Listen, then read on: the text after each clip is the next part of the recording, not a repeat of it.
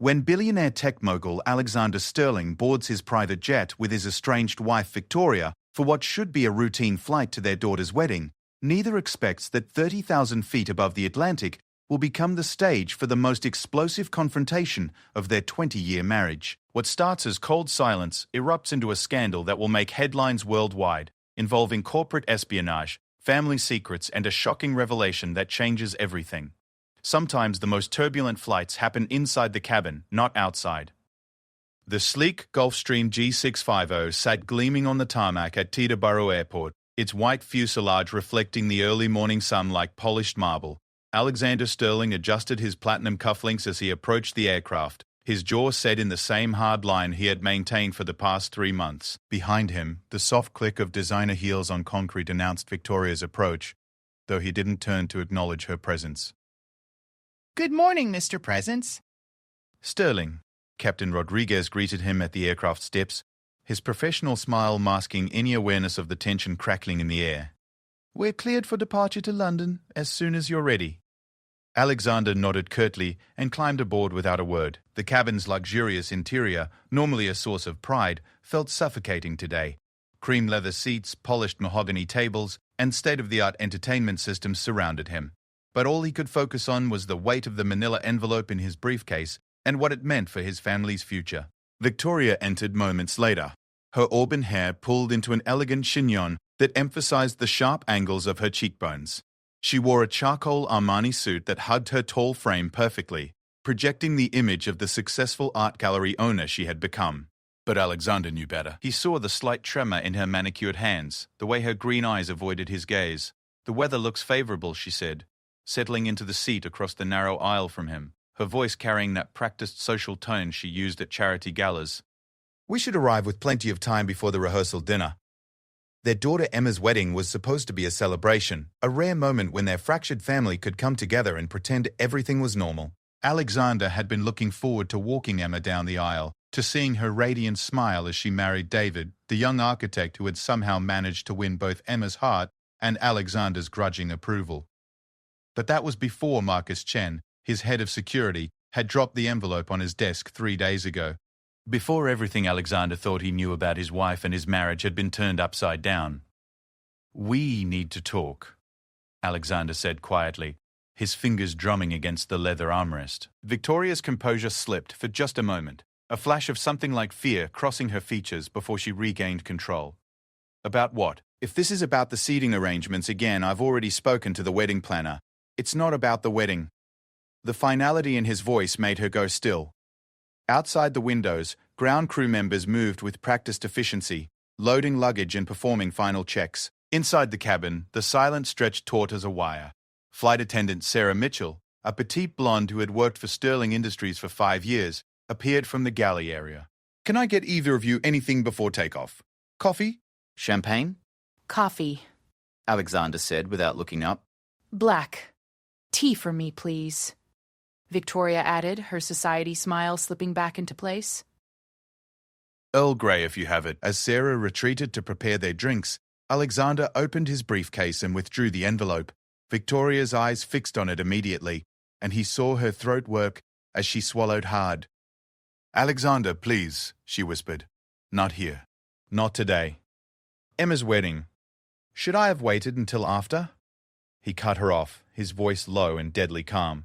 Should I have let our daughter's perfect day be built on lies? The engines began to whir to life, a low rumble that vibrated through the aircraft's frame. Alexander felt the familiar sensation of power building, the same feeling he got when closing a major business deal. But this wasn't about business. This was about betrayal. You don't understand, Victoria said, her carefully maintained composure beginning to crack. It's not what you think, isn't it? Alexander pulled out the first photograph, sliding it across the small table between them. Care to explain this? Victoria's face went white as she stared at the image. It showed her entering a nondescript office building in downtown Manhattan, one she had no business visiting. The timestamp showed it was taken just 2 weeks ago, during what she had told him was a gallery board meeting. Or this one. Alexander produced another photo. This one, showing Victoria in animated conversation with a man Alexander recognized immediately. James Morrison, Chief Technology Officer of Pinnacle Corp., Sterling Industries' biggest competitor. Victoria's hands trembled as she reached for the photos, but Alexander pulled them back before she could touch them. 3 months, Victoria. 3 months you've been meeting with them. 3 months you've been lying to me. The aircraft began to taxi toward the runway, and Sarah returned with their beverages, her professional smile faltering slightly as she sensed the tension in the cabin. She set down the cups with extra care and retreated quickly. You don't know what you're talking about, Victoria said, but her voice lacked conviction. Those meetings, they were about art acquisitions. Morrison collects contemporary pieces. Stop. The word came out like a whip crack. Just stop lying to me. Alexander leaned forward, his steel grey eyes boring into hers. Do you think I'm stupid, Victoria? Do you think 20 years of marriage haven't taught me when you're lying? The accusation hung between them as the plane reached the runway. Through the windows, Alexander could see other aircraft lined up for departure, a normal Tuesday morning at one of the world's busiest airports. But nothing about this moment felt normal. Ladies and gentlemen, we're cleared for takeoff. Captain Rodriguez's voice came through the intercom. Please ensure your seatbelts are fastened. Victoria fumbled with her seatbelt, her fingers shaking now in earnest. Alexander watched her struggle, feeling a mixture of satisfaction and something that might have been regret. This wasn't how he had imagined their marriage ending. After Emma's graduation from Columbia, after their son Michael's acceptance to MIT, after decades of building an empire together, he had thought they would grow old side by side. The plane began its acceleration down the runway, pressing them back into their seats. Alexander gripped his armrest, but his eyes never left Victoria's face. He wanted to see her expression when he revealed what he knew. He wanted to watch her realize that her carefully constructed deception was crumbling. Project Meridian, he said quietly, just loud enough to be heard over the engine noise. Victoria's reaction was immediate and damning. Her face went ashen, and she pressed a hand to her chest as if she couldn't breathe. How do I know about our most classified research project? The one that could revolutionize clean energy production. The one worth approximately $50 billion? Alexander's voice remained calm, but there was ice underneath. The same project that Pinnacle Corp mysteriously began developing their own version of 3 months ago. The aircraft lifted off the ground with a smooth surge of power, climbing rapidly into the cloudy New York sky. Alexander felt weightless for a moment, suspended between earth and heaven, between the life he had known and whatever came next. It's not what you think, Victoria repeated desperately. I never gave them anything. I would never. The security footage from your gallery shows Morrison leaving with a briefcase, Alexander continued relentlessly. The same briefcase you brought to dinner at the Carlisle Hotel last Tuesday. The same dinner where you claimed to have food poisoning and left early. Victoria's composure finally shattered completely. Tears began streaming down her cheeks, smudging her carefully applied makeup. You don't understand. He threatened me. He threatened Emma. The admission hit Alexander like a physical blow. What? Morrison came to the gallery 6 months ago, Victoria whispered, her voice barely audible above the engine noise.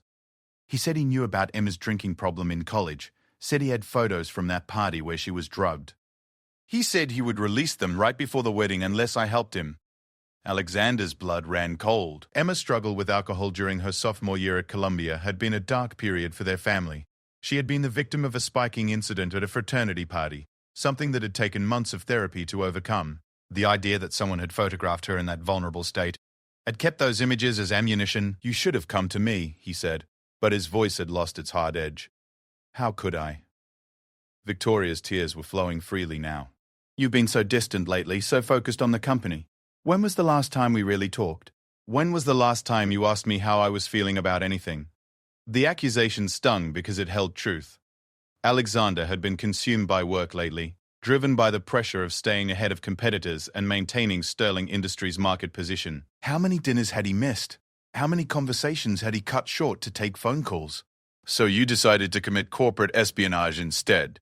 I decided to protect our daughter! Victoria snapped, her grief transforming into anger. I gave him old research, outdated files, nothing that would actually help them. I was buying time while I figured out how to handle this. Alexander studied her face, looking for signs of deception. After 20 years of marriage, he could usually tell when Victoria was lying. But the raw emotion in her eyes, the way her whole body shook with suppressed sobs, seemed genuine. Show me, he said finally. What? Show me what you gave him. I want to see everything. Victoria reached into her purse with trembling hands and withdrew a small tablet. Her fingers moved across the screen with practiced efficiency, pulling up a series of files. She handed the device to Alexander with the resigned air of a condemned prisoner. Alexander scrolled through the documents, his expression growing more puzzled with each page. Victoria was right. These were old files, some dating back over a year. Most of the information was already public knowledge, or so outdated it would be useless for any serious research effort. "This is what you've been giving him?" he asked incredulously. Victoria nodded miserably. "I kept telling him I needed time to access the more sensitive files. I was hoping you would finish the project and announce it publicly before he figured out what I was doing." Despite himself, Alexander felt a surge of admiration for his wife's cunning. She had managed to string along a corporate spy for months while protecting their actual secrets. But that didn't change the fundamental problem. "Victoria, this is still corporate espionage. Even giving him outdated information could be considered a federal crime." "I know," she whispered. "I know what I've done, but I couldn't risk Emma's reputation. Not when she's finally happy, finally healthy. David's family is so conservative, so traditional. If those photos got out, Alexander's mind raced. Morrison had played this perfectly, targeting Victoria's maternal instincts and exploiting the distance that had grown between husband and wife. But there had to be a way to fix this, some solution that didn't involve destroying their family. "We need to call the FBI," he said finally. "No!" Victoria's response was immediate and panicked. "If this comes out now, Emma will know. She'll blame herself. It will ruin everything. If we don't handle this properly, Morrison will keep squeezing. He'll want more and more until you have no choice but to give him real secrets." The plane hit a patch of turbulence, causing both their drinks to slosh in their cups. Outside the windows, New York was falling away beneath them, replaced by rolling clouds and endless blue sky. Alexander felt as though he were watching his life recede in the same way. "There has to be another option," Victoria pleaded. "Some way to handle this quietly. Such as, what if we fed him false information? Made it look like we're cooperating while actually sabotaging Pinnacle Corp's research?" Alexander had to admit it was a clever idea. Sterling Industries had more than enough resources to create convincing but ultimately worthless research data. They could string Morrison along for months while gathering evidence of his corporate espionage activities. But it was also incredibly risky. If they were caught, the legal ramifications would be severe, and there was no guarantee Morrison wouldn't still release the photos of Emma out of spite. "It's too dangerous," he said finally. "There are too many variables we can't control." Victoria's shoulders slumped in defeat. "So what do we do?" Before Alexander could answer, Sarah appeared from the galley again, this time carrying a telephone. "Mr. Sterling?" "I'm sorry to interrupt, but there's an urgent call for you." The caller said it was about Project Meridian. Alexander's blood ran cold. No one outside a very small circle of people should know that project name. He took the phone with a steady hand, though his heart was pounding. "This is Alexander Sterling." "Mr. Sterling, this is Agent Sarah Chen with the FBI's Economic Espionage Unit. I believe you're acquainted with my brother, Marcus." Marcus Chen, his head of security, the man who had brought him the photographs. Alexander's mind began connecting dots he didn't like. "Agent Chen, what can I do for you? We need to talk about your wife's activities over the past few months, and we need to discuss a proposition that might interest you." Alexander glanced at Victoria, who was watching him with wide, frightened eyes. "I'm listening. Are you on a secure line?" "As secure as it gets at 30,000 feet. Good." "Mr. Sterling, we've been tracking Morrison's activities for over a year. He's not just stealing from you. He's been systematically targeting a dozen major technology companies. We believe Pinnacle Corp is actually a front for a much larger industrial espionage operation with ties to foreign governments. This was getting worse by the minute, and you want my wife to continue cooperating with him?"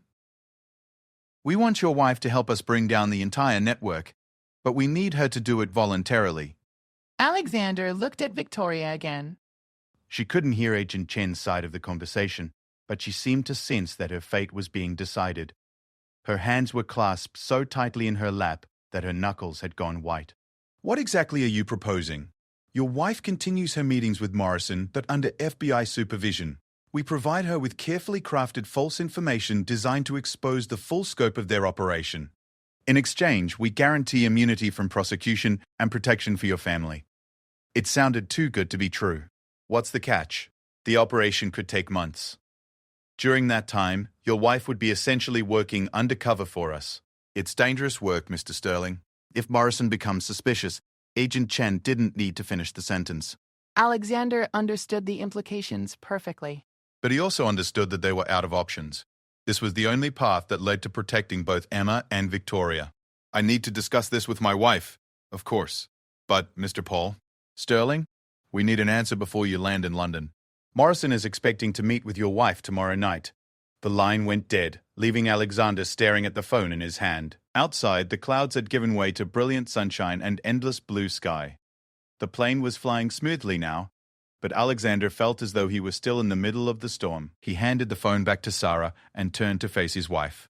Victoria was watching him with a mixture of hope and terror, waiting for him to deliver either salvation or damnation.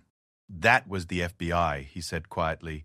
They want to make you a deal. Victoria's face cycled through a dozen emotions in the space of seconds.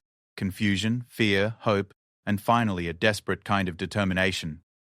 Tell me everything, she said, leaning forward in her seat. Alexander repeated Agent Chen's proposal word for word, watching as his wife processed the implications. When he finished, Victoria was quiet for a long moment, staring out the window at the endless expanse of sky below them. So I would essentially be a spy, she said finally. You would be cooperating with law enforcement to bring down a criminal organization. That's a very diplomatic way of putting it. Victoria's laugh was bitter. 6 months ago, I was worried about whether the spring exhibition would be well received. Now I'm contemplating becoming an undercover federal agent. The irony wasn't lost on Alexander. Victoria had always been the artistic one in their relationship, drawn to beauty and creativity, while he focused on business and profits. The idea of her navigating the dangerous world of corporate espionage seemed surreal. You don't have to do this, he said, surprising himself with the gentleness in his voice. We could find another way. What other way? Victoria turned to face him fully for the first time since boarding the plane. You said it yourself. Morrison will keep squeezing until I have no choice but to give him real information. And even then, there's no guarantee he won't release those photos of Emma. Alexander studied his wife's face, seeing past the smudged makeup and red-rimmed eyes to the woman he had fallen in love with 2 decades ago. Victoria had always been stronger than people gave her credit for, tough enough to build a successful gallery from nothing while raising 2 children and supporting his demanding career. The FBI agent said it could take months, he pointed out. Months of dangerous meetings with Morrison. What if something goes wrong? Then at least I'll be doing something instead of just being a victim. The determination in her voice reminded Alexander of their early days together, when Victoria was a struggling art student with more ambition than money.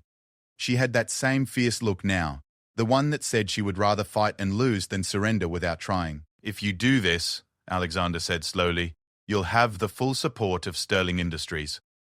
Whatever resources you need, whatever backup plans we need to develop. Victoria's eyes searched his face. Does that mean you forgive me?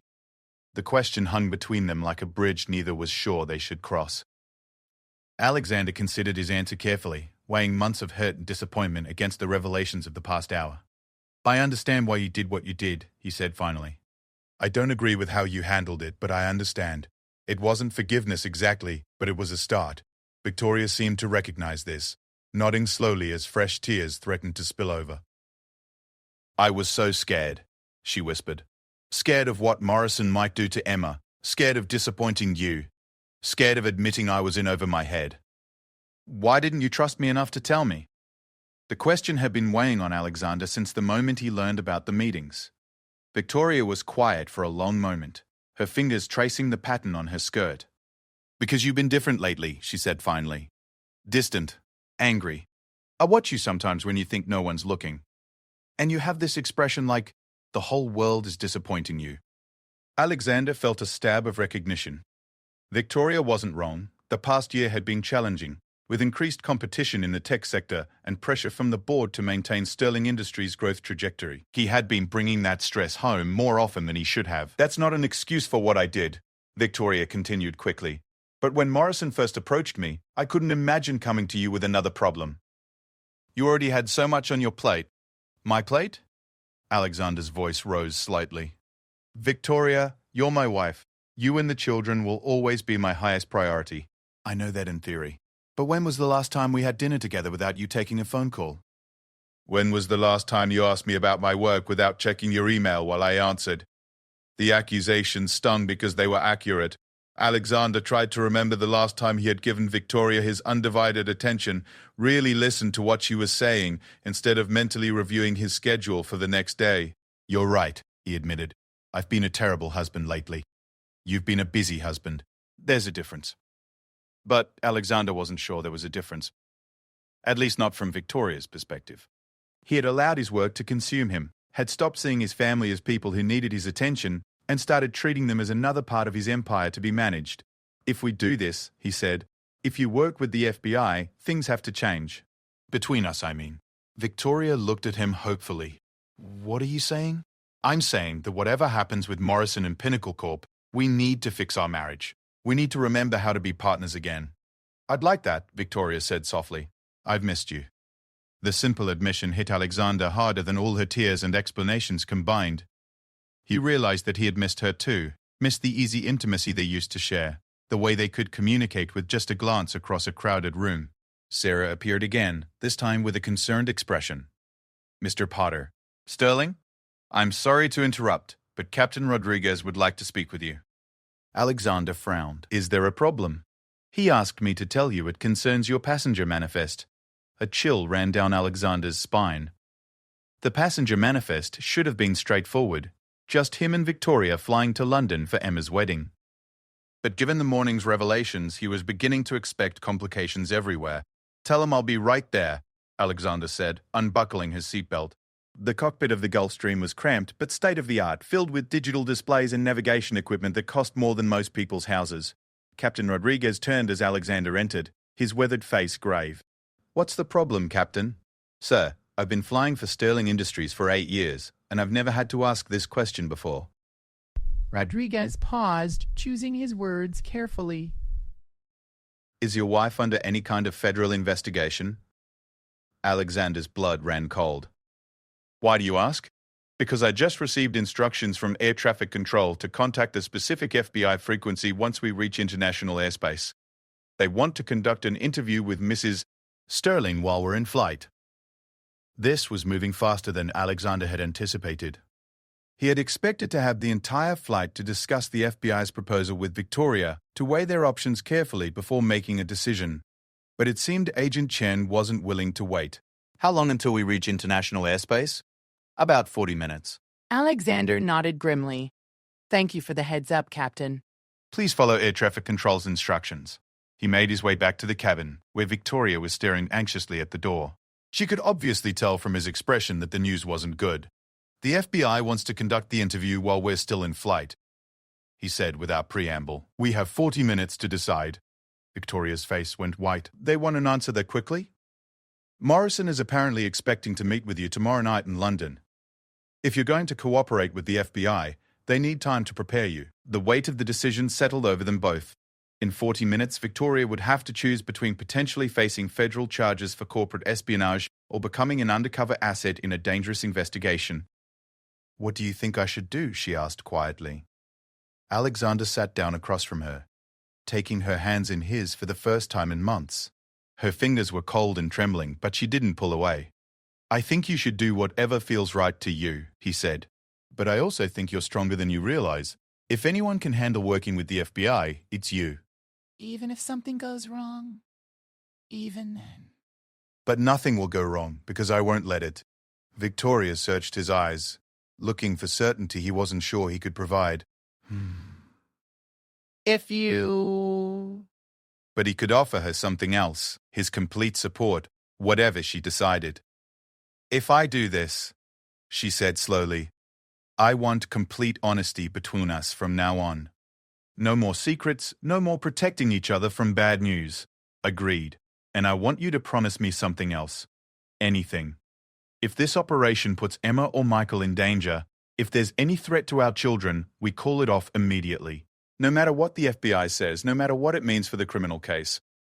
Alexander squeezed her hands. I promise. Victoria nodded, her decision crystallizing in her eyes. Then let's do it. Let's bring down these bastards. The transformation in her voice was remarkable.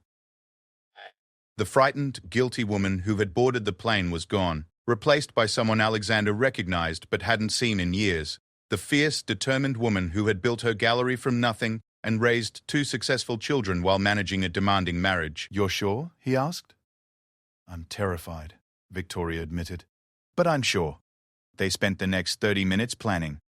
Alexander used the plane's secure communication system to contact Marcus Chen, arranging for additional security measures and establishing protocols for Victoria's protection. Victoria reviewed the files she had given Morrison, preparing to explain her actions to the FBI in detail. When the call finally came through, Agent Chen's voice was crisp and professional. "Mrs. Sterling, thank you for agreeing to speak with us."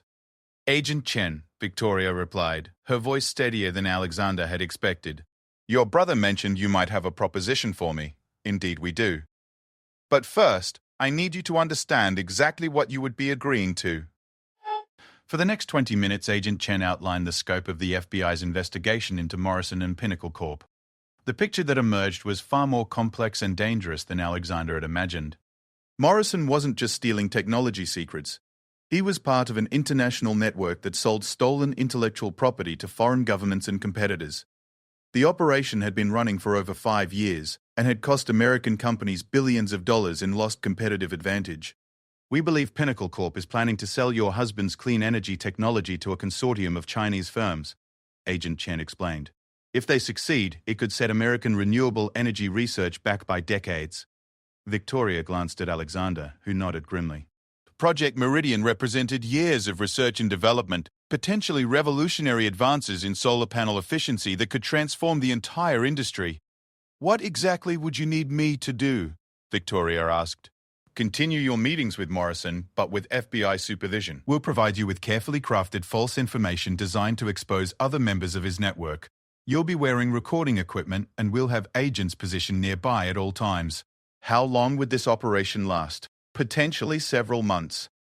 Morrison is careful. He only meets with each source periodically, and he uses multiple layers of security to protect his network. But we believe we can expedite the process by making him think he's close to obtaining your husband's complete research files." Alexander felt Victoria's hand tighten in his. The plan made sense from a law enforcement perspective, but the personal cost could be enormous. "What about Emma's wedding?" Victoria asked. "It's in 3 days. Morrison expects to meet with you tomorrow night in London. We're hoping you can arrange that meeting in a location of our choosing, somewhere we can monitor and record everything. After that, you would return to New York and continue the operation from there." "And the photos he has of Emma?" "We'll make obtaining those photos a priority. Once we have evidence of Morrison's extortion activities, we can search his properties in digital storage." It sounded almost too good to be true, but Alexander could hear the underlying tension in Agent Chen's voice. This operation was far from guaranteed to succeed. "I need to know about the risks," Victoria said, echoing his thoughts. "What happens if Morrison becomes suspicious?" "We'll be monitoring your meetings closely. If we detect any signs that he suspects you're cooperating with us, we'll extract you immediately. And if you're wrong, if he figures it out before you realize it?" Agent Chen was quiet for a moment. "Mrs. Sterling, I won't lie to you. There are risks involved in any undercover operation. But Morrison is a businessman, not a violent criminal. His goal is profit, not revenge." It wasn't exactly the reassurance Alexander had been hoping for, but it was honest. He looked at Victoria, seeing his own concerns reflected in her eyes. "I need a few minutes to discuss this with my husband," Victoria said finally. "Of course, but I do need an answer before you land." The line went quiet, leaving Alexander and Victoria alone with the most important decision of their lives. Outside the windows, the Atlantic Ocean stretched endlessly in all directions, a reminder of how isolated they were at 30,000 feet above the Earth. "Last chance to change your mind," Alexander said softly. Victoria was quiet for a long moment, her eyes fixed on the horizon. When she spoke, her voice was calm and determined. "I spent 3 months being Morrison's victim," she said. "I think it's time to turn the tables." Alexander smiled despite the gravity of the situation. There was his wife, the woman who had never backed down from a challenge in her life. "Then let's call Agent Chen back," he said. "And let's make sure Morrison regrets the day he decided to threaten our family." The remainder of the flight passed in a blur of preparation and planning. Agent Chen had patched in 3 additional FBI personnel, creating an impromptu briefing session at 30,000 feet. Victoria found herself taking notes on everything from recording device placement to emergency extraction procedures, feeling like a character in one of the spy novels she occasionally read. The key to a successful undercover operation is maintaining your normal behavior patterns, explained Agent Martinez, a veteran of the FBI's undercover division. Morrison chose you specifically because you're not a trained operative. Any sudden changes in your personality or behavior could raise red flags. So I should keep acting like a terrified art gallery owner who's in over her head, Victoria asked. Exactly. You're not suddenly brave or confident. You're still scared, still reluctant, but gradually becoming more cooperative because you're running out of options. Alexander listened to the conversation with growing admiration for his wife's quick intelligence. Victoria was asking the right questions, anticipating problems he hadn't even considered. She was approaching this like the business challenge it was, methodically gathering information and developing strategies. What about the information I'll be giving Morrison? Victoria asked. How do I know it will be convincing enough? That's where your husband's cooperation becomes crucial, Agent Chen replied. We'll need Sterling Industries to create extremely sophisticated false research data. It has to be good enough to fool Morrison and his technical experts, at least initially. Alexander nodded. We can do that. I'll have my best people working on it before you even land in London. But won't Morrison eventually realize the information is fake? Victoria pressed. Eventually, yes. But by then, we'll have enough evidence to arrest him and dismantle his network. The goal isn't to maintain the deception indefinitely, it's to use his greed against him. As the FBI agents continued their briefing, Alexander found himself studying his wife with new eyes. The frightened woman who had confessed her secrets to him just hours ago had transformed into someone focused and determined. It reminded him of the early days of their marriage, when Victoria was building her gallery and he was growing Sterling Industries. They had been true partners then, tackling challenges together. There's something else we need to discuss, Agent Chen said, her tone becoming more serious. Your daughter's wedding. Victoria immediately tensed. What about it? Morrison's handler, the person he reports to, will likely be in London during the wedding weekend. We believe they're planning to use the social events as cover for exchanging information. You want to turn Emma's wedding into a sting operation? Alexander's voice carried a dangerous edge. Not exactly. But we do want Mrs. Pett, Sterling to arrange for Morrison to attend one of the wedding events. It would be a perfect opportunity to identify other members of the network. Victoria shook her head firmly. Absolutely not. I won't have that man anywhere near my daughter's wedding. Mrs. Sterling, this could be our best chance to... I said no. Victoria's voice was steel. My daughter has been planning this wedding for over a year. I won't let Morrison's presence taint what should be the happiest day of her life. Alexander felt a surge of pride in his wife's protectiveness. Even in the middle of a federal investigation, Emma's well-being remained her top priority. We understand your concerns, Agent Martinez interjected diplomatically. Perhaps we could arrange the meeting for the night before the wedding, somewhere private. That might work, Victoria conceded. But nowhere near the hotel where our guests are staying, and no surveillance equipment that could accidentally interfere with the wedding festivities. Agreed. As the agents continued outlining their plans, Alexander's attention was drawn to the view outside. They were beginning their descent toward London, the English countryside spreading out below them in neat patches of green and brown. In just a few hours, they would land and begin putting this dangerous plan into motion. Mrs. Sterling, Agent Chen said, bringing his attention back to the conversation. There's one more thing you need to know. Morrison isn't working alone in London. We believe he has at least 2 associates helping him coordinate meetings with various sources. What kind of associates? Alexander asked sharply. Former intelligence operatives, most likely, people with training in surveillance and counter-surveillance. They'll be watching for any signs that you're cooperating with law enforcement. Victoria's face paled slightly, but her voice remained steady. How will I know if they're watching me? You won't, necessarily. That's why we'll have our own surveillance teams in place. But Mrs. Sterling, I can't stress enough how important it is that you act naturally. Don't look over your shoulder. Don't change your routines. Don't do anything that might suggest you're aware of being watched. The weight of the undertaking was becoming clearer with each detail. Victoria wasn't just agreeing to deceive Morrison. She was entering a complex world of professional spies and international criminals. I have one more condition, Victoria said suddenly. What's that?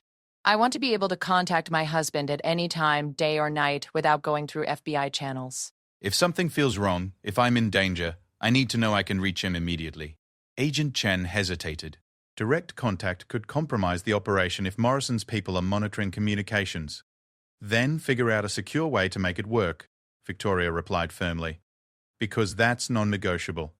Alexander smiled at his wife's negotiating skills. She was approaching this with the same careful attention to detail she used when acquiring new pieces for her gallery. We can arrange encrypted communication, Agent Martinez said after a moment. Satellite phones with military-grade security protocols. Good, Victoria said. Because I'm not doing this alone, even if I have to act like I am. The plane shuddered slightly as they hit some turbulence during the descent. Alexander reached across the aisle and took Victoria's hand, squeezing it gently. She squeezed back, and he felt some of the tension leave her shoulders. Ladies and gentlemen will be landing at Heathrow in approximately 20 minutes, Captain Rodriguez announced over the intercom. Please prepare for arrival. Agent Chen's voice crackled through the speakers one last time. Mrs. Sterling, we'll have agents in place at Heathrow to make contact with you during customs processing. They'll provide you with the equipment you'll need and final instructions for tomorrow night's meeting. Understood, Victoria replied. And Mrs. Sterling? Thank you. What you're doing could prevent millions of dollars in additional theft and protect America's technological advantage for years to come. After the FBI agents signed off, Victoria and Alexander sat in contemplative silence as London grew larger in the windows below. The reality of their situation was sinking in. In less than 24 hours, Victoria would be sitting across from Morrison again, but this time as an undercover federal asset. Are you having second thoughts? Alexander asked quietly. Victoria considered the question seriously before answering. I'm terrified, she admitted. But I'm also angry. Morrison threatened our daughter and used my love for her against me. I want him to pay for that. And us? Where does this leave our marriage?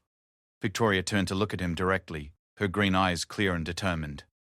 I think this crisis might be exactly what we needed. It forced us to really talk to each other for the first time in months. Alexander nodded, understanding what she meant. The past few hours had been more intense and honest communication than they'd had in the past year combined. When this is over, he said, we're going to make some changes. Real changes. Such as, I'm going to step back from day-to-day operations at Sterling Industries, promote David to CEO and move into a chairman role, spend more time focusing on what actually matters. Victoria's eyes widened in surprise. Alexander had been CEO of Sterling Industries for 15 years and had never shown any interest in reducing his involvement with the company. Are you sure about that? I'm sure that I don't want to spend the rest of my marriage treating my wife like a business associate and my children like quarterly reports. Victoria's eyes filled with tears again, but these were different from the frightened tears she had shed earlier. These were tears of relief and hope. I love you, she said simply. I love you too, Alexander replied, meaning it more than he had in years. The plane touched down at Heathrow with barely a bump, Captain Rodriguez executing a perfect landing despite the crosswinds typical of English weather. As they taxied toward the terminal, Alexander felt a mixture of anticipation and dread about what the next few days would bring. Sarah appeared with their coats and carry-on luggage, her professional smile masking any curiosity about the unusual flight. Will there be anything else, Mr. Tevin? Sterling? Thank you, Sarah. You've been excellent as always. As they prepared to disembark, Victoria checked her appearance in a compact mirror, repairing the damage from her earlier tears. Alexander watched her transform herself back into the composed society wife who would attend their daughter's wedding rehearsal dinner that evening. Ready? He asked. As ready as someone can be for something like this, Victoria replied. They walked down the aircraft steps together into the grey London afternoon. The air was crisp and carried the familiar mixture of jet fuel and rain that characterized Heathrow Airport. Around them, ground crews and baggage handlers went about their routine tasks, unaware that they were witnessing the beginning of an international espionage operation. In customs, everything proceeded according to Agent Chen's plan. A woman who appeared to be a random immigration officer handed Victoria a small package along with her stamped passport, the exchange so smooth that even Alexander almost missed it. Welcome to London, the officer said with a professional smile. Enjoy your stay.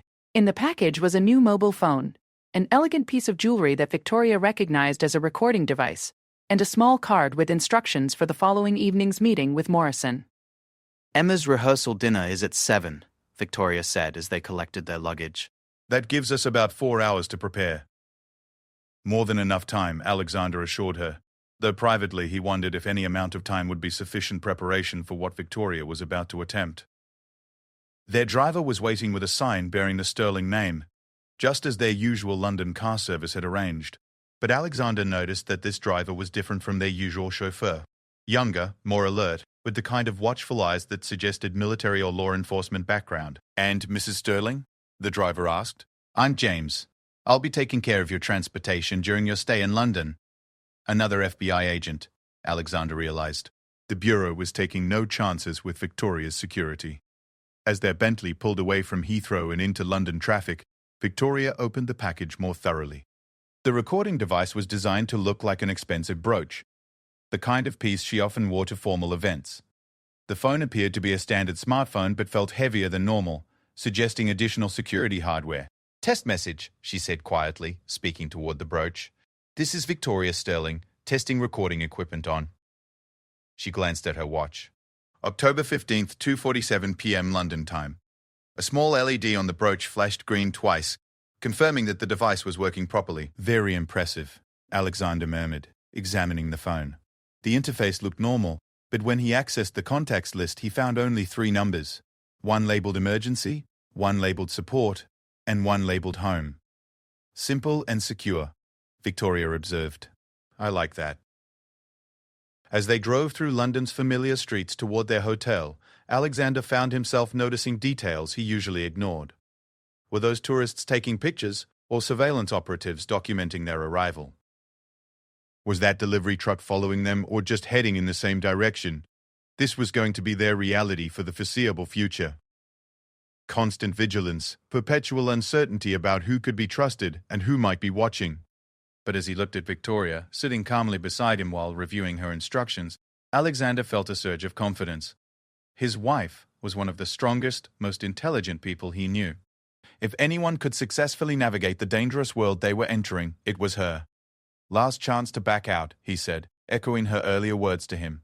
Victoria looked up from her instructions and smiled, the first genuine relaxed smile he had seen from her all day. "Not a chance," she said. Morrison picked the wrong family to threaten. The Claridge's Hotel in Mayfair had been their London home away from home for over a decade, its Art Deco elegance and impeccable service making it the perfect location for important family occasions. But as Alexander and Victoria entered their familiar suite, everything felt different. The luxury surroundings that usually brought comfort now felt like a stage set, beautiful but artificial.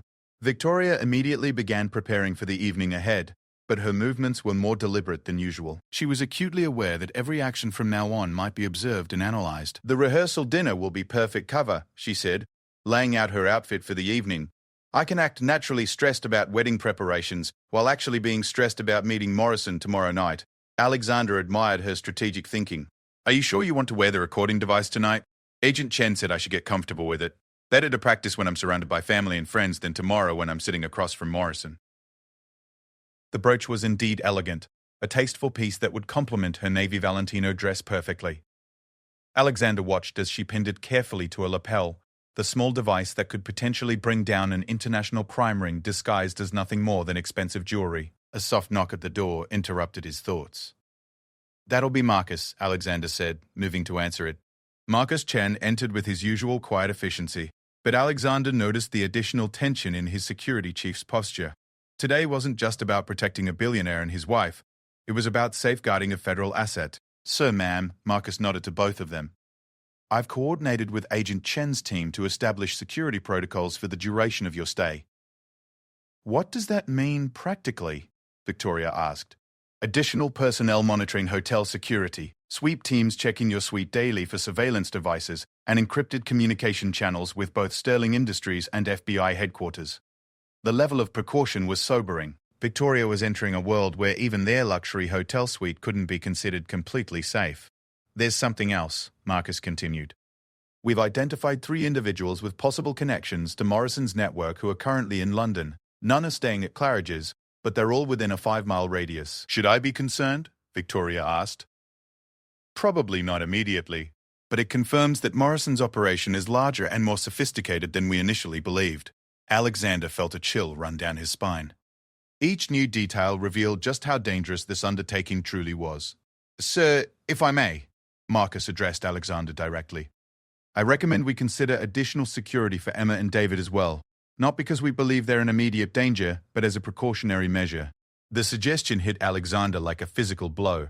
He had been so focused on protecting Victoria that he hadn't fully considered the broader implications for their children. You think Morrison might target them? I think Morrison is part of an organization that has significant resources and few scruples. Better to be overly cautious than sorry. Victoria sank into one of the suite's elegant chairs, the weight of responsibility settling over her like a heavy cloak. This is my fault. I should have found another way to handle his threats. Victoria, no, Alexander said firmly, moving to kneel beside her chair. This is Morrison's fault. He's the criminal here, not you. But our children will be protected. Alexander finished. Marcus, arrange discreet security for Emma and David immediately.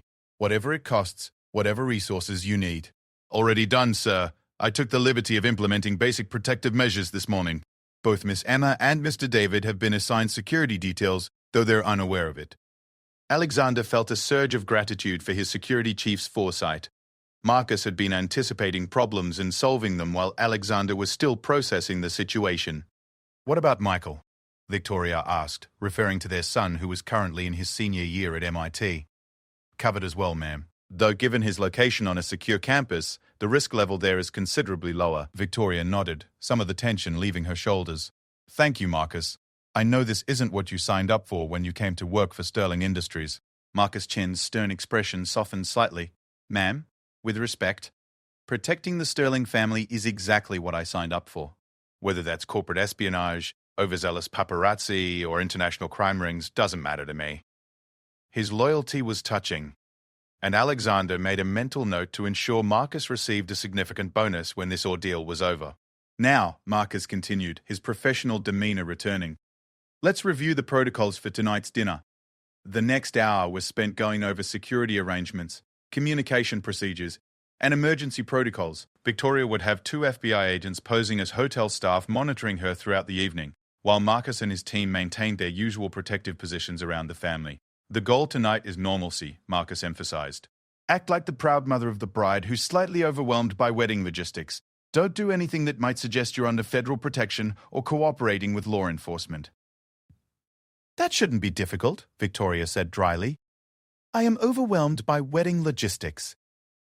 Despite the gravity of the situation, Alexander found himself smiling at his wife's humor. Her ability to maintain perspective in the face of danger was remarkable.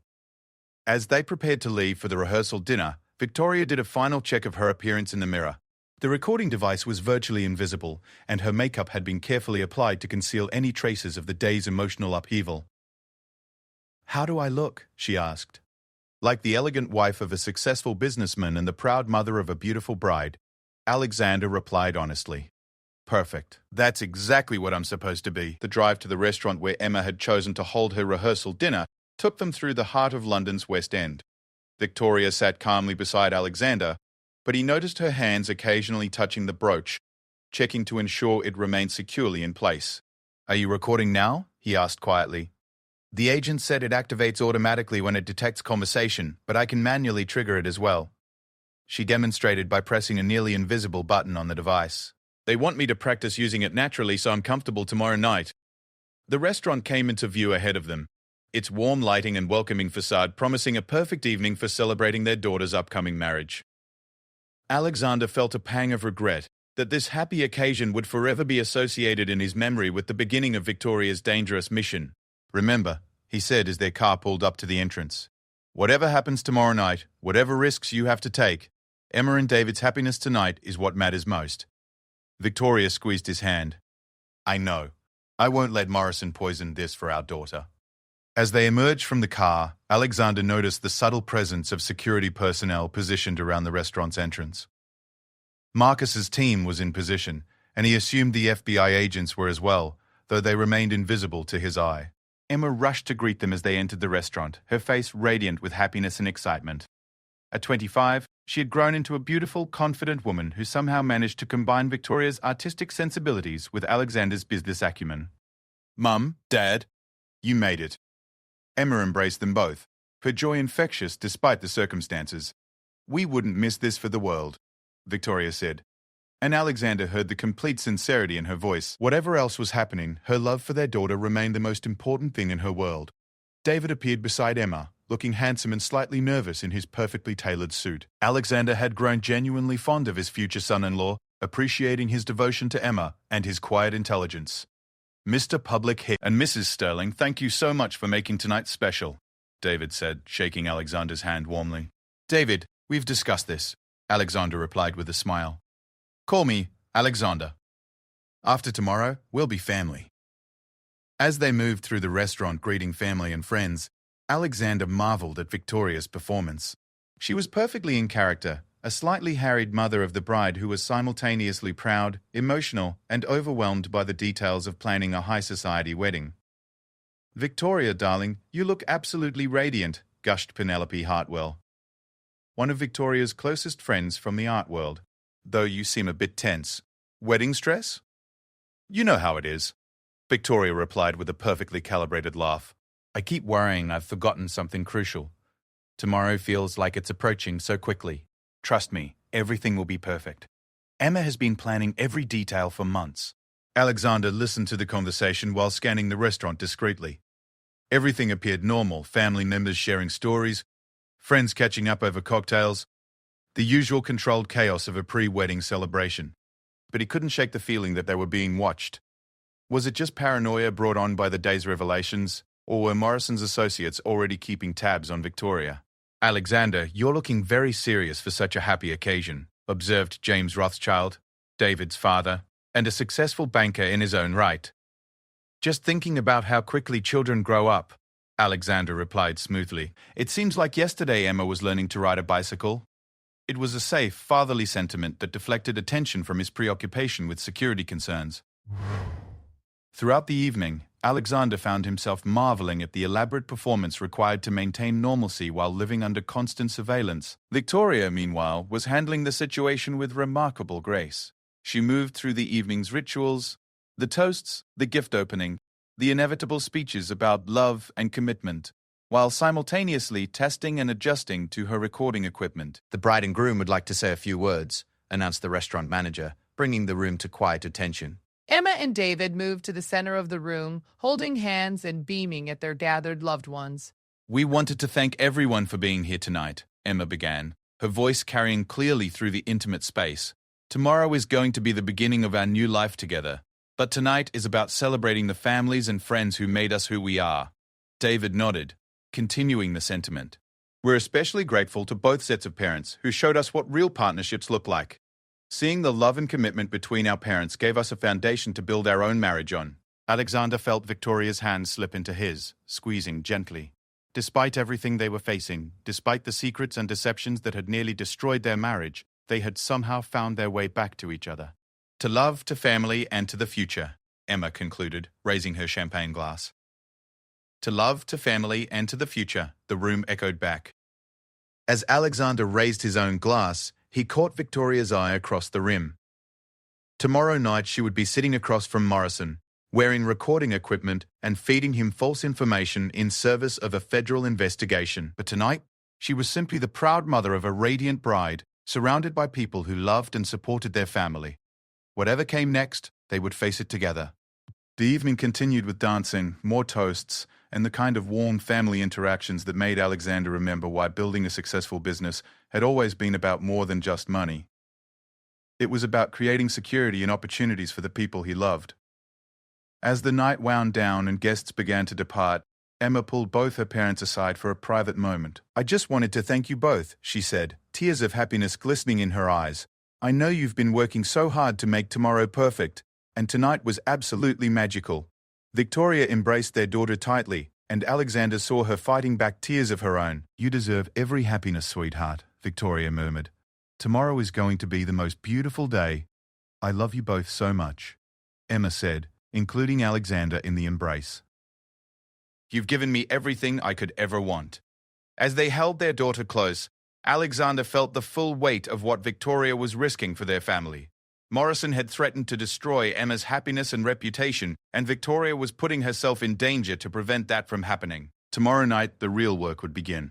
Emma's wedding day dawned crisp and clear, with the kind of perfect October weather that made London shine like a jewel. Victoria woke early, her internal clock still adjusting to the time change, and found Alexander already dressed and reviewing security reports on his laptop. Any problems overnight? She asked, wrapping herself in the hotel's luxurious terry cloth robe. Nothing significant. Marcus's team conducted 3 sweeps of the hotel and found no surveillance equipment. The FBI agents maintained visual contact with Morrison until he returned to his hotel at 11:30 p.m. The matter-of-fact way Alexander discussed their surveillance situation felt surreal. 6 months ago, their biggest worry had been whether Emma's wedding dress would arrive on time. Now they were tracking international criminals and preparing for undercover operations. "What time is my meeting with Morrison tonight?" Victoria asked, though she already knew the answer. 9 p.m. at the Savoy's American Bar. Agent Chen chose it because it's public enough to be safe but private enough for sensitive conversation. Victoria nodded, moving to the window to look out at the London skyline. Somewhere out there, Morrison was probably having his morning coffee, unaware that his carefully constructed criminal enterprise was about to be dismantled by the woman he thought he had intimidated into submission. Are you nervous? Alexander asked, closing his laptop and giving her his full attention. Terrified, Victoria admitted, but also determined. Today Emma gets married, and tonight we start taking Morrison down. The morning passed in a whirlwind of wedding preparations. Victoria threw herself into the role of mother of the bride with genuine enthusiasm, helping Emma with last-minute details, and ensuring every element of the celebration was perfect. For a few precious hours, she could almost forget about the danger waiting for her that evening. At Claridge's spa, Victoria and Emma enjoyed a mother-daughter morning of relaxation and beauty treatments. Emma chatted excitedly about her honeymoon plans while Victoria had her hair and makeup done, the recording brooch temporarily replaced with an elegant pearl pin. "Mum, you seem different today," Emma observed as they sat side by side having manicures. "More relaxed somehow." Victoria smiled at her daughter's perception. "I suppose I've realized that worrying about things I can't control doesn't help anyone.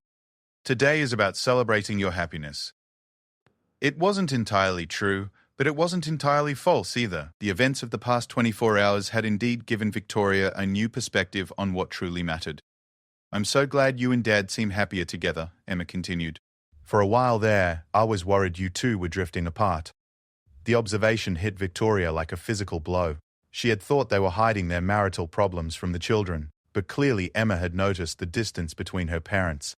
"Your father and I have been working through some challenges," Victoria said carefully, "but we love each other, and we love you and Michael. That's never changed." "I know. I want you two to be as happy as David and I are." Victoria squeezed her daughter's hand, fighting back tears. "We're working on it, sweetheart. I promise." As the afternoon progressed, Victoria found herself treasuring every moment of normalcy. Emma's laughter as she opened gifts from her bridesmaids. Alexander's proud smile as he pinned a boutonniere to his lapel. The excited chatter of family members gathering for the ceremony. These were the moments Morrison had threatened to destroy, the precious family memories he had held hostage with his blackmail. Tonight, Victoria would begin ensuring that he never had that power over them again. The wedding ceremony itself was perfect. A beautiful service at St. D. George's Hanover Square, followed by an elegant reception at the Dorchester Hotel. Victoria walked down the aisle on Alexander's arm, watching their radiant daughter marry the man she loved, surrounded by family and friends who had traveled from around the world to celebrate with them. During the father-daughter dance, Victoria noticed Alexander whisper something in Emma's ear that made her laugh and hug him tightly. Later, during the mother-daughter dance, Emma thanked Victoria for being the strongest, most loving mother anyone could ask for. If Emma only knew what kind of strength her mother would need to call upon in just a few hours. As the reception wound down and guests began to depart, Victoria slipped away to the hotel's ladies' room to change her jewelry.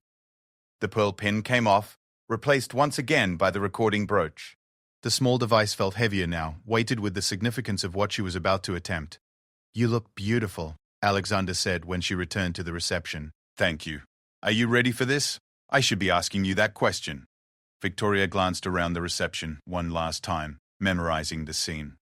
Emma and David were saying goodbye to the last of their guests, still glowing with happiness and love. Family members were gathering their things and making plans for breakfast the next morning. Before everyone returned to their respective homes, it was a perfect end to a perfect wedding, exactly what every mother dreams of for her daughter.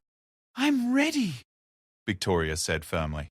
The drive to the Savoy took them through the heart of London's West End, past theatres and restaurants filled with tourists and locals enjoying a Saturday evening out. Victoria sat calmly in the back seat of their car, mentally reviewing the FBI's instructions and the false information she would be feeding Morrison. "Remember," Alexander said as they approached the hotel, "if anything feels wrong, if you're uncomfortable for any reason, you abort the mission. No operation is worth risking your safety."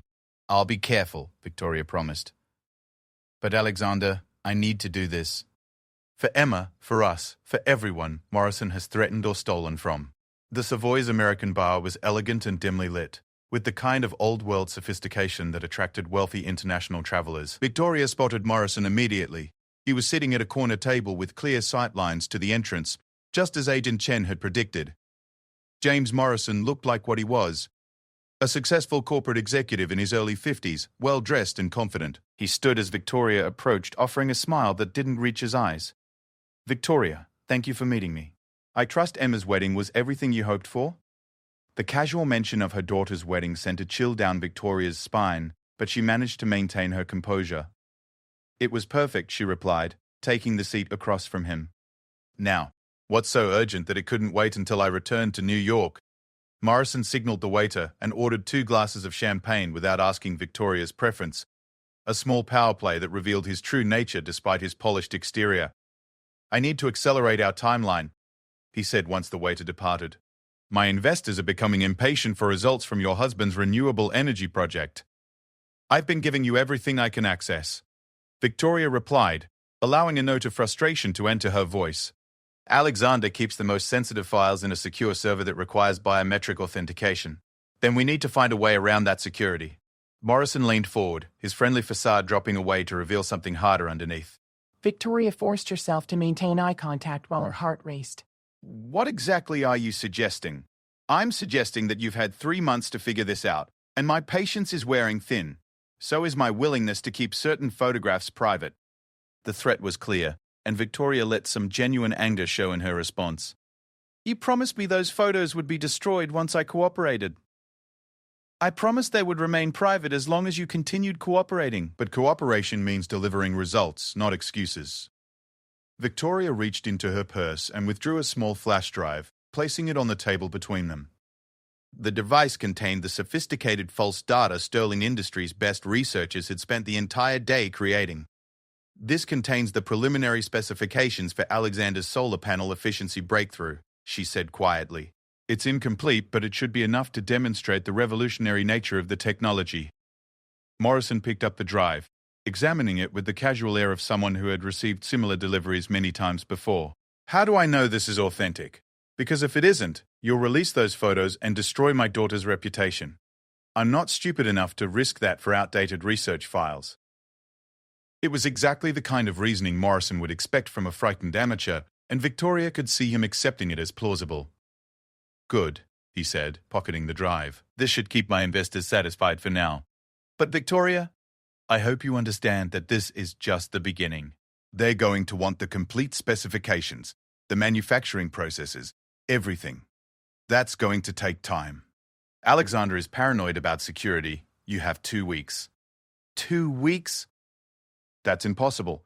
Make it possible." Morrison cut her off sharply. "Because if you don't, those photos of Emma won't be the only consequences you'll face. My associates take a very dim view of people who promise more than they can deliver." The implied threat hung heavy in the air between them. Victoria forced herself to look appropriately intimidated while mentally noting every word for the recording device. "I understand," she said quietly. "I certainly hope so." Morrison's demeanor shifted back to superficial friendliness. "Now, let's discuss the logistics of our next meeting." For the next 20 minutes, Morrison outlined his expectations and requirements, revealing details about his operation that Victoria knew the FBI would find invaluable. He mentioned associates in New York and Los Angeles, referenced scheduled meetings with other sources, and casually dropped information about the foreign buyers interested in Sterling Industries technology. Throughout the conversation, Victoria played her role perfectly, a reluctant criminal who was gradually being drawn deeper into Morrison's web. She asked the right questions, showed the appropriate level of nervousness, and gave Morrison every reason to believe his manipulation was working exactly as planned. "One more thing," Morrison said as their meeting neared its end. I may need you to attend a social function in New York next month. A charity gala where several of my associates will be present. What kind of function? The Metropolitan Museum's annual fundraising dinner. Your husband received an invitation, I believe? Victoria's blood ran cold. The Met's fundraising dinner was one of New York's most exclusive social events, attended by hundreds of prominent business leaders, politicians, and cultural figures. If Morrison was planning to use such a public venue for criminal activities, the scope of his operation was even larger than the FBI suspected. We usually attend that event, she said carefully. Excellent. It would be the perfect opportunity for you to meet some additional people who share our interests. The euphemistic way he described his criminal network was chilling, but Victoria managed to nod as though she understood and accepted the implication. I should go, she said finally. Alexander will be expecting me back at the hotel. Of course. Give my regards to your husband. And, Victoria, congratulations on Emma's wedding. I'm sure the photographs from today will be treasured family memories for years to come. The reminder that Morrison had been watching her family's most private moments sent another chill through Victoria, but she managed to maintain her composure as she stood to leave. I'll be in touch, Morrison said, rising as well and offering his hand. Victoria shook it briefly, resisting the urge to recoil from his touch. As she walked out of the Savoy and into the London night, Victoria felt a mixture of triumph and exhaustion. She had successfully completed her first mission as an undercover federal asset, gathering crucial intelligence while maintaining her cover. But she also felt contaminated by the experience, tainted by Morrison's casual threats and calculated manipulation. Alexander was waiting in their car just around the corner, exactly as planned. She slipped into the back seat beside him, immediately feeling safer in his presence. How did it go? He asked, studying her face in the dim light. He took the bait, Victoria replied, her voice steady despite the adrenaline still coursing through her system. And I learned a lot about his operation. As their driver, the FBI agent posing as their chauffeur, headed back toward Claridge's, Victoria quickly summarized Morrison's demands and revelations. Alexander listened with growing concern as she described the Met Museum dinner and Morrison's casual references to associates around the world. This is bigger than we thought, he said finally. Much bigger. And more dangerous. They sat in contemplative silence as London passed by outside the windows. Emma's wedding day had ended, and a new chapter in their lives had begun. Victoria was no longer just a wife and mother. She was now a key asset in a federal investigation that could take months to complete. No regrets? Alexander asked as they pulled up to their hotel.